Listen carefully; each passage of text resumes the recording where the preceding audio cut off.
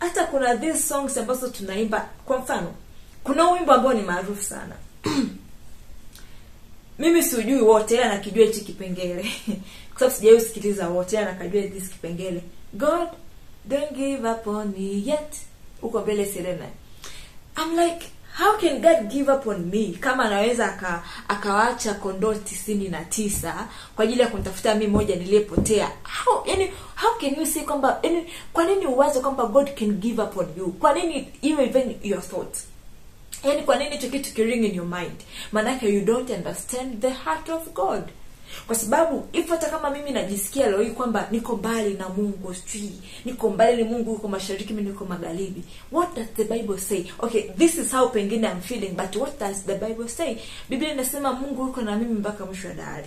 Biblia inasema kwamba Mungu yuko close to me kuliko even ngozi yangu mwenyewe. Biblia inasema kwamba Mungu anaishi ndani yangu, Roho Mtakatifu yuko ndani yangu na ni milele, sio kwamba kuna muda anaondokaga, ni milele. Kwa nini? Ni kweli katika maisha tunaweza tukapitia hali kama hizo, lakini isiwe to a point ukadhani Mungu ata give up on you. Isiwe kwenye point ukadhani kwamba Mungu amekuacha, hana mpango tena na wewe.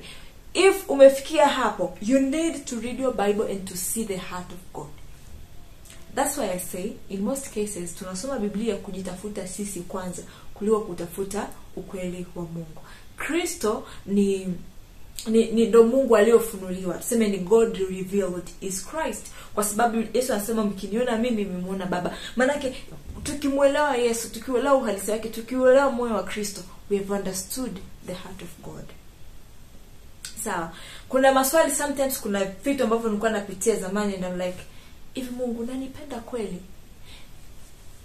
Mimi ninge justify anyhow kwamba God you don't love me because I feel this, because I'm going through this. What does the Bible say? He so loved the world that he gave his only begotten son. Kila mtu atakayemwamini asipotee bali awe na uzima wa milele.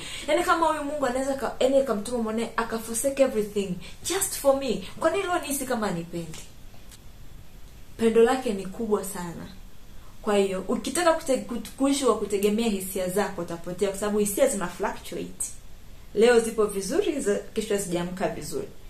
We have to stand by the word of God. Kuna other times ndio hata kwenye ibada zetu hapa tunatamani ziwe na matukio fulani tuone kama kuna uwepo wa Mungu. Lakini we are not conscious of the presence of God, the fact that God is here right now. God is with you right there. Still that makes sense to you? Kwa hiyo sio kila wimbo mzuri ambao unaonekana kama una emotions nini una speak the word of God. It doesn't. I can understand why mtu anaweza kusema God don't give up on me. Do you think Mungu ni wewe unaweza give up in time? God doesn't give up. Well, if you understood the heart of God, you will understand. Kuna vitu vingine havitakuwa your prayer point. Kuna other things havitakuwa your songs. Kuna other things havitakuwa your thoughts. Just because this is not the God I know. Mungu nayemfahamu mimi will never give up on me. Mungu nayemfahamu mimi loves me. Iwe ni mvua, iwe ni jua. Okay.